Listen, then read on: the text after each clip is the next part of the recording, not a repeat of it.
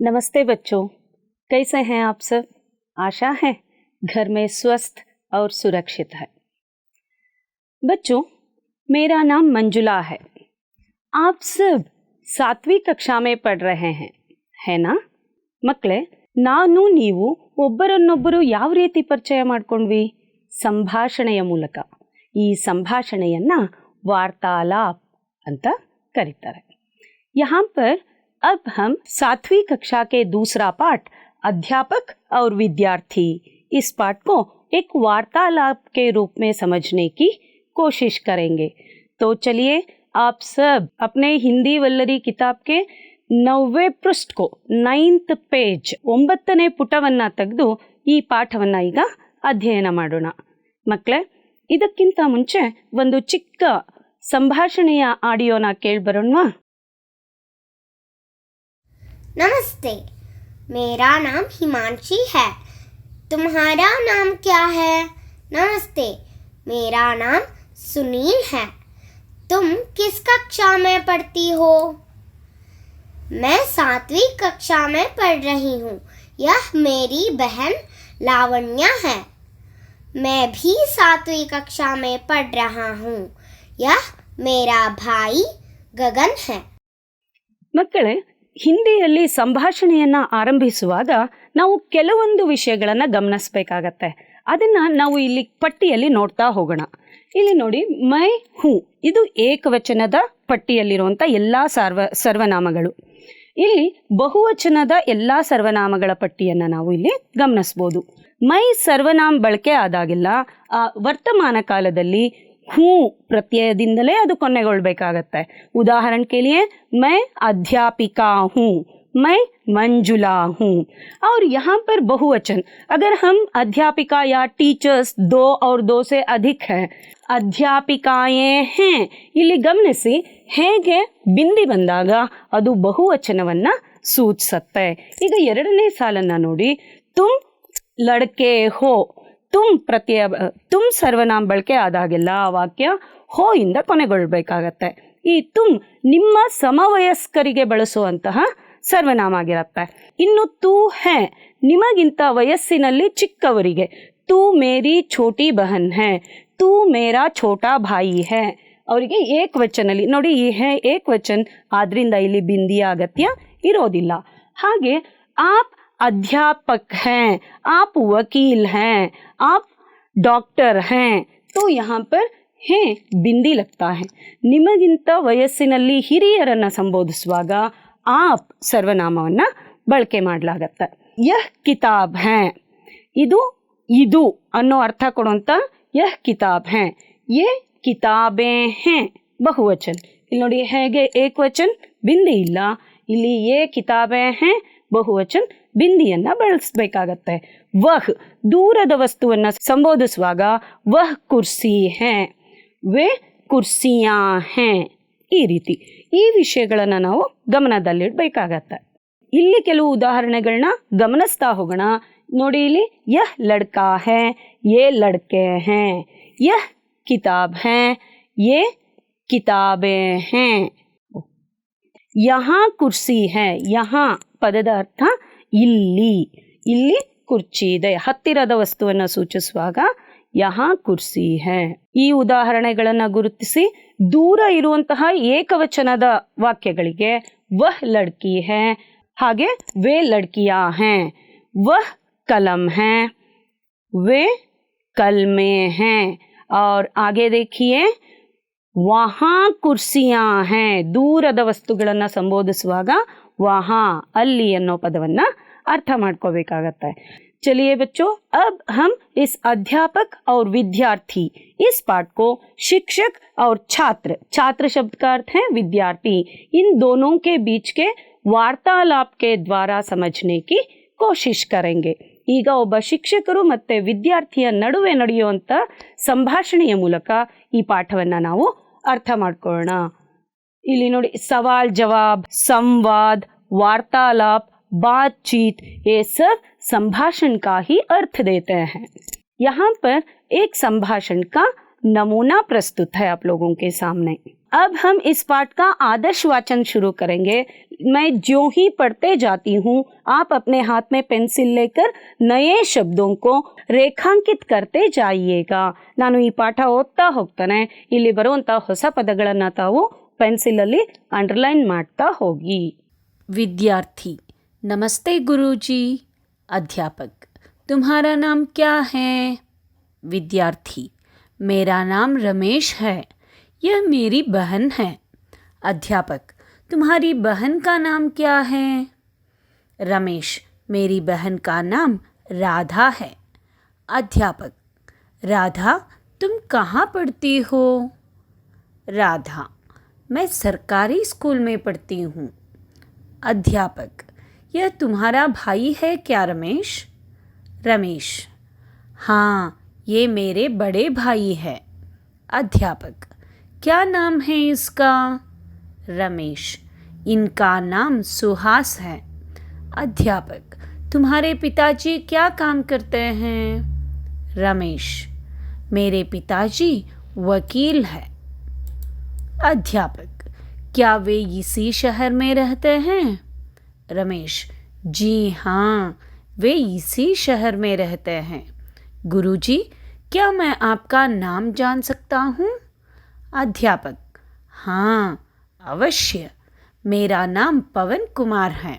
रमेश, तुम्हारा घर कहाँ है? रमेश, हमारा घर विजयनगर में है। आपका घर कहाँ है गुरुजी? अध्यापक, मेरा घर भी विजयनगर में है। तुम कभी मेरे घर आना बेटा। रमेश, हाँ गुरुजी, ज़रूर आऊँगा। अध्यापक, अच्छा चलो, देर हो रही है। रमेश, धन्यवाद गुरुजी, नमस्ते। चलिए बच्चों, अब हम इन अनुच्छेदों में युक्त, अनुच्छेद मीन्स पैराग्राफ, अनुच्छेदों में युक्त नए शब्दों के अर्थों को जानने की कोशिश करेंगे।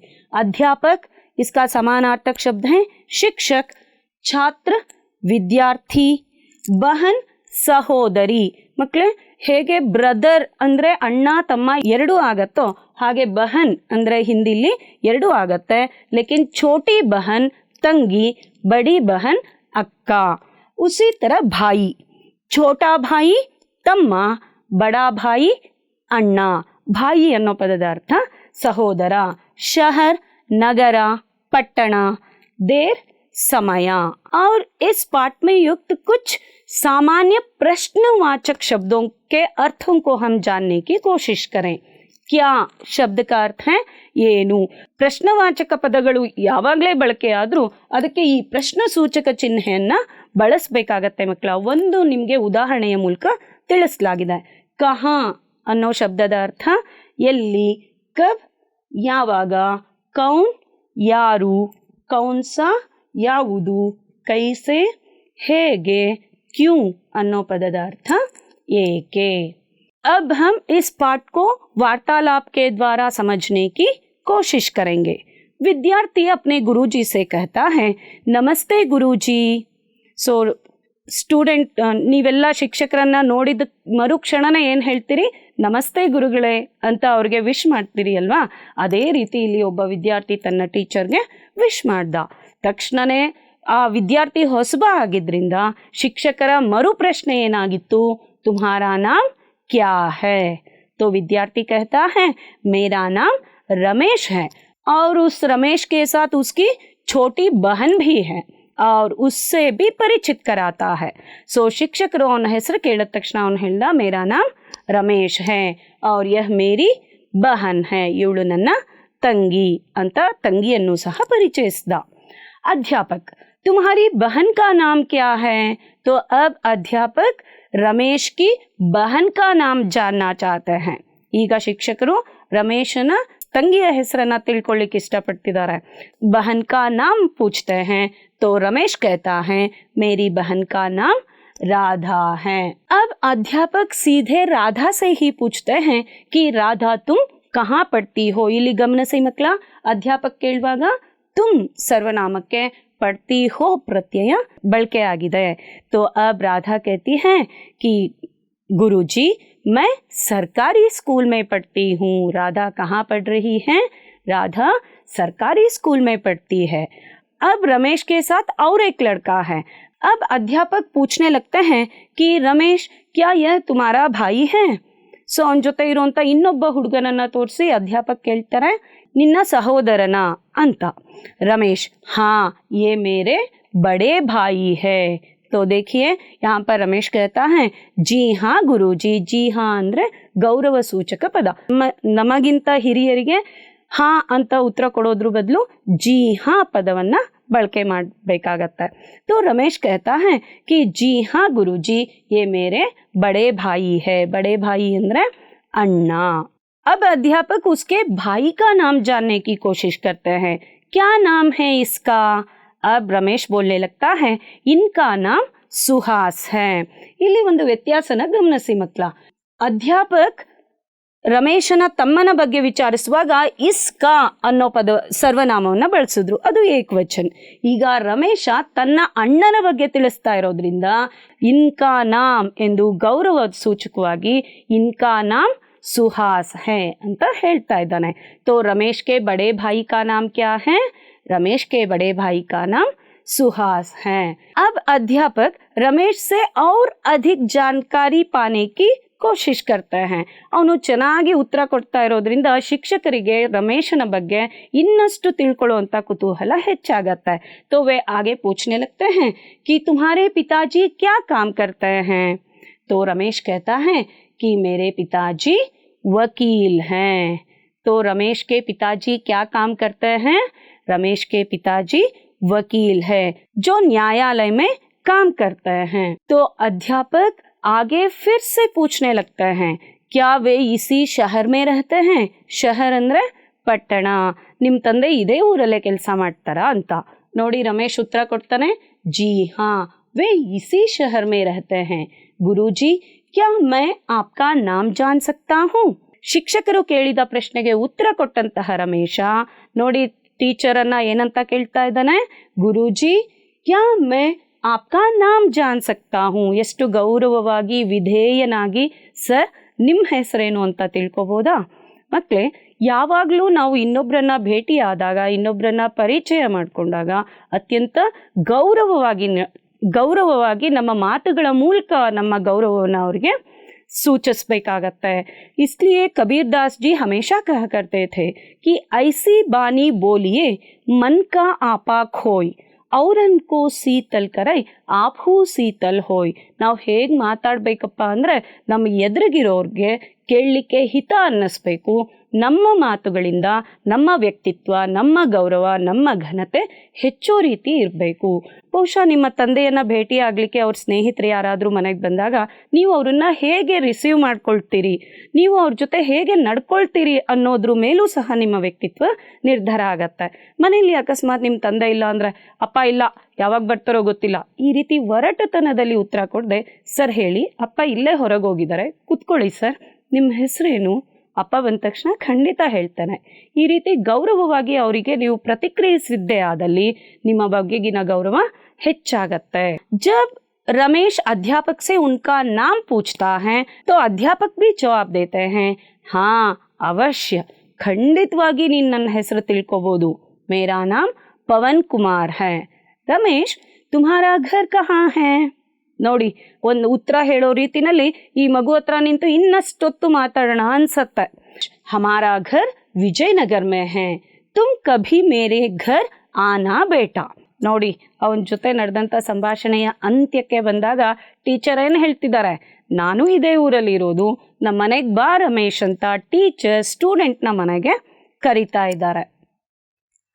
रमेश, हाँ गुरुजी जरूर आऊंगा। तो अब रमेश कहता है जी गुरुजी जरूर आऊंगा। तो अध्यापक आगे बोलते हैं कि अच्छा चलो देर हो रही है, ತಡವಾಗ್ತಾ ಇದೆ. ಈಗ ಶಿಕ್ಷಕರು ಸರಿ ಇನ್ನ ತಡ ಆಯ್ತು ಹೊರಡೋಣ. रमेश, धन्यवाद गुरुजी, नमस्ते। तो अब तक शिक्षक और विद्यार्थी, अध्यापक और छात्र, इन दोनों के बीच का वार्तालाप यहाँ पर पूर्ण होता है। तो दोनों एक दूसरे को नमस्ते करके वहां से ವಿದಾ लेते हैं ಅಲ್ಲಿಂದ ಅವರು ಹೊರಡ್ತಾರೆ. तो बच्चों अब हम इस पाठ से संबंधित कुछ प्रश्नोत्तर, भाषाभ्यास और व्याकರಣಾಂಶों की भी जानकारी प्राप्त करेंगे. ಮಕ್ಕಳೇ, ಈ ಪಾಠಕ್ಕೆ ಸಂಬಂಧಿಸಿದಂಥ ಕೆಲವು ಭಾಷಾಭ್ಯಾಸ, व्याकरण अंशಗಳನ್ನು ನಾವೀಗ ಗಮನಿಸ್ತಾ ಹೋಗೋಣ. अब तक आप लोगों ने पाठ सुना है ना, तो अब बिना किताब देखे आप लोगों को इन प्रश्नों के लिए उत्तर देना है. ಪುಸ್ತಕವನ್ನ ನೋಡದೆ ಈ ಪ್ರಶ್ನೆಗಳಿಗೆ ನೀವು ಉತ್ತರಿಸ್ತಾ ಬನ್ನಿ. रमेश की बहन का नाम क्या है? जी हाँ, सही कहा आप लोगों ने. रमेश की बहन का नाम है राधा. अध्यापक का नाम क्या है? ठीक कहा आपने, अध्यापक का नाम पवन कुमार है. राधा कहाँ पढ़ती है? बिल्कुल ठीक तरह से याद किया आप लोगों ने. राधा सरकारी स्कूल में पढ़ती है. रमेश के बड़े भाई का नाम क्या है? रमेश के बड़े भाई का नाम सुहास है. अध्यापक का घर कहाँ है? अध्यापक का घर विजयनगर है. चलिए इसके लिए उत्तर दे. अब रमेश के पिताजी क्या काम करते हैं? क्या डॉक्टर का काम करते थे? नहीं, रमेश के पिताजी वकील है. अब अगले मुख्यांश तक हम पहुंचेंगे. पढ़ो, समझो और लिखो. बच्चों, इस सूची को देखते ही आप लोगों ने पहचान लिया कि यह लिंग परिवर्तन वाला सूची है. ಇದು ಲಿಂಗ ಪರಿವರ್ತಿಸಿಗೆ ಸಂಬಂಧಪಟ್ಟಂತಹ ಪ್ರಶ್ನೆಗಳು ಅಂತ. यहाँ पर उदाहरण देखिए, अध्यापक, अध्यापिका. ಒಂದು ವಿಷಯ ಗಮನಿಸಿ ಮಕ್ಕಳ, ಕನ್ನಡದಲ್ಲಿ ಅಧ್ಯಾಪಕಿ ಅಂತ ಕೊನೆ ಆಗುತ್ತೆ, ಕೊನೆ ಅಕ್ಷರಕ್ಕೆ ಈಕಿ ಮಾತ್ರ ಬರುತ್ತೆ.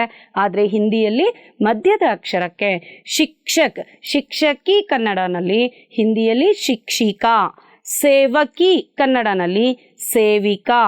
तो उसी तरह यहाँ पर बालक, बालिका, बहन, भाई, माता, पिता, मोर, नविलु, मोरनी, स्त्रीलिंग रूप. अब हम अगले पड़ाव तक पहुंचेंगे, ಮುಂದಿನ ಮಜಲಿಗೆ ಹೋಗೋಣ. ಮಕ್ಕಳೇ, ಇಲ್ಲಿ यहाँ पर यह है जोड़कर लिखो. यहाँ पर कुछ ಓಹುದೋ के नाम है. ಓಹುದೆ ಅಂದ್ರೆ ಹುದ್ದೆಗಳು. ಇದೆಲ್ಲ ಕಮ್ಯುನಿಟಿ ಹೆಲ್ಪರ್ಸ್, ಸಮುದಾಯ ಸಹಾಯಕರ ಪಟ್ಟಿ ಇಲ್ಲಿದೆ. ಅವರು ಎಲ್ಲಿ ಕರ್ತವ್ಯವನ್ನ ನಿರ್ವಹಿಸ್ತಾರೆ ಅನ್ನೋಂಥ ಪಟ್ಟಿ ಇಲ್ಲಿದೆ. ನಿಮಗೆ 30 ಸೆಕೆಂಡ್ಗಳ ಸಮಯಾವಕಾಶವನ್ನ ಕೊಡ್ತಾನೆ.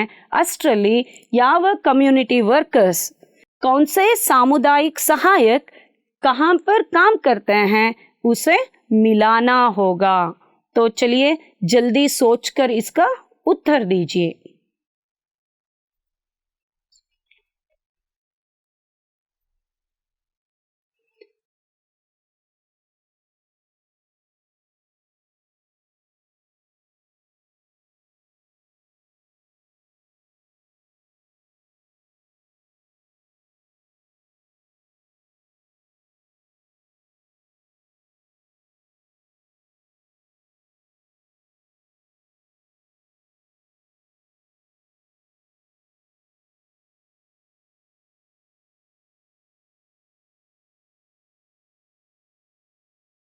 तो क्या अब हम उत्तरों की जांच करें? ನೀವು ಆಯ್ಕೆ ಮಾಡಿರುವಂಥ ಉತ್ತರಗಳು ಸರಿ ಇದೆಯಾ ಅಂತ ನೋಡೋಣ ಈಗ. तो ನೋಡಿ, ಮೊದಲನೆಯದು गुरुजी. चित्र देखिए और उत्तर को भी पहचानिए. गुरुजी कहाँ काम करते हैं? पाठशाला में. तो अब यह कौन है? वकील है. वकील कहाँ काम करते हैं? जी हाँ, न्यायालय में. और यह कौन है? किसान, रैता. तो किसान की कर्म भूमि कहाँ है? वह है खेत. और अगला कौन सा है? वैद्य. वैद्य कहाँ काम करते हैं? अस्पताल में. अब अगला है व्यापारी. तो व्यापारी कहाँ काम करते हैं? रसोई घर में.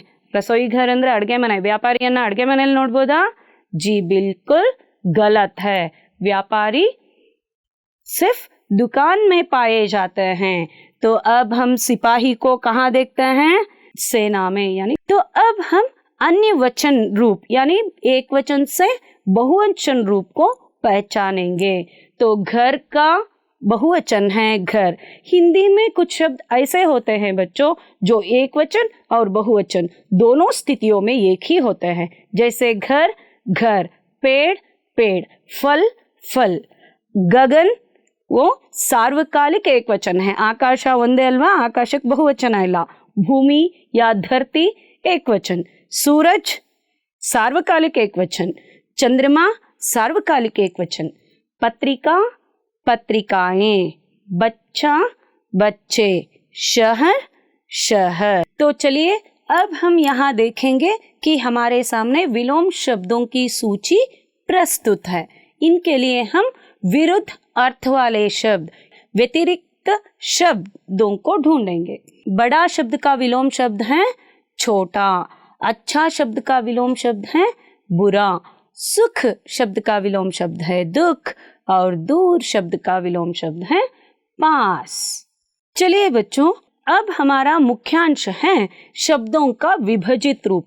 बच्चों, अगर आप इन शब्दों को ठीक तरह से विभाजित करके लिखना सीख लेंगे तो हिंदी की वर्तनी दोष अपने आप ಸುಧರ್ ಜಾಯೇಗಾ। ವರ್ತನೆ ದೋಷ, ಸ್ಪೆಲ್ಲಿಂಗ್ ಮಿಸ್ಟೇಕ್ಸ್, ಈ ವಿಭಜಿತ ರೂಪವನ್ನು ನೀವು ಸರಿಯಾದ ರೀತಿ ಬರೆಯೋದನ್ನ ಕಲ್ತ್ರೆ ಮಕ್ಕಳೇ ನಿಮಗೆ ಖಂಡಿತ ಹಿಂದಿ ಬರೆಯೋದಕ್ಕೆ ಓದೋದಕ್ಕೆ ಸುಲಭ ಆಗತ್ತೆ। ಸ್ವಲ್ಪ ಕೆಲವು ಅಂಶಗಳನ್ನು ಗಮನಿಸಬೇಕಾಗತ್ತೆ। यहाँ पर देखिए किसान शब्द, अगर इसे आप विभाजित करके लिखेंगे तो ह्रस्व स्व क प्लस ई, स प्लस आ, न प्लस आ, इस तरह संयुक्त स्वर और मात्राओं के प्रयोग से इन विभाजित रूपों को पूरा कर सकते हैं। आप इस तरह के कुछ शब्दों को घर में अभ्यास करते रहेंगे तो अपने आप आपके हिंदी लेखन की क्षमता और पढ़ने की क्षमता सुधर सकती है। तो अब अगला उदाहरण देखिए, कलम। यहाँ पर भी क अक्षर का विभाजित रूप देखिए क प्लस उ, और ल का विभाजित रूप ल प्लस अ, और म का विभाजित रूप होगा म प्लस अ। तो इन सब अंशों को मिलाएंगे तो कलम का पूरा रूप आपको देखने को मिलेगा। और अगला विभाजित रूप देखिए मगर। तो इसी तरह आप लोगों के सामने कुछ शब्दों की सूची है। इन सब शब्दों के विच्छेदित रूप लिखकर आप अपने अध्यापकों को दिखाइएगा। बच्चों, इसी तरह अक्षरों के समूह से बनने वाले इन शब्दों से हम बहुत सारे खेल खेल सकते हैं। इन्हीं खेलों से संबंधित एक बाल गीत यहाँ पर प्रस्तुत है। चलिए एक बार हम उस बाल गीत को देखते हैं। क से कछुआ, ख से खरगोश,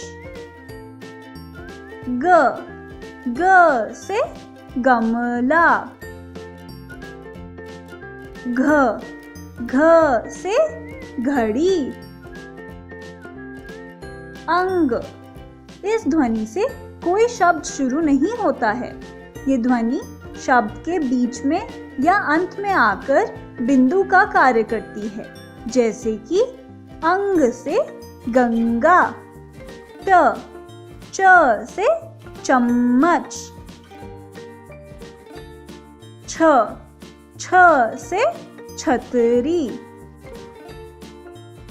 ज से जग, झ से झंडा, न्य। इस ध्वनि से भी कोई शब्द शुरू नहीं होता है। ये चंद्र बिंदु का कार्य करती है, जैसे कि न्य से भंवरा, ट से टमाटर, ठ से ठंडा, ड से डमरू, ढ से ढक्कन, ण से बाण, त से तराजू, थ थ से थर्मस। द से दावत। ध से धनुष। न से नल। प से पतंग। फ से फल। ब से बस। भ से भालू। म से मछली। य से यज्ञ। र से रस्सी।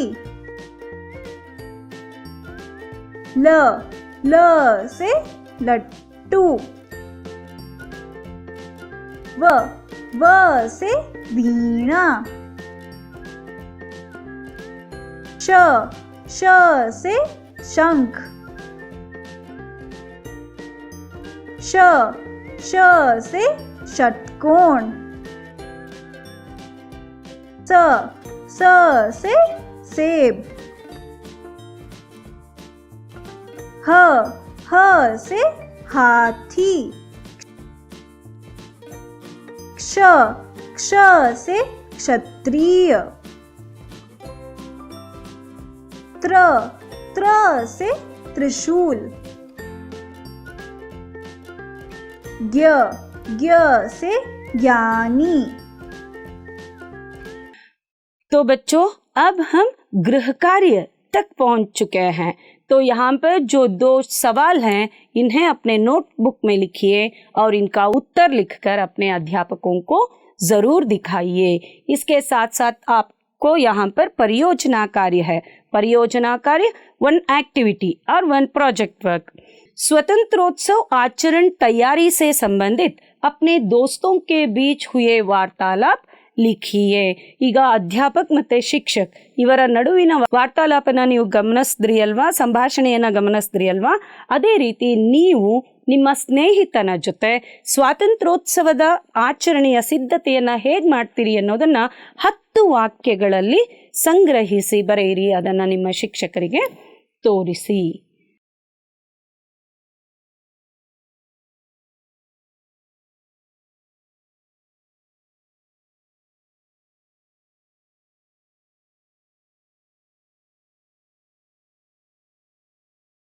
धन्यवाद बच्चों। आशा है आप सब आज के वार्तालाप के द्वारा अध्यापक और विद्यार्थी पाठ के बारे में स्पष्ट जानकारी प्राप्त कर चुके हैं। धन्यवाद।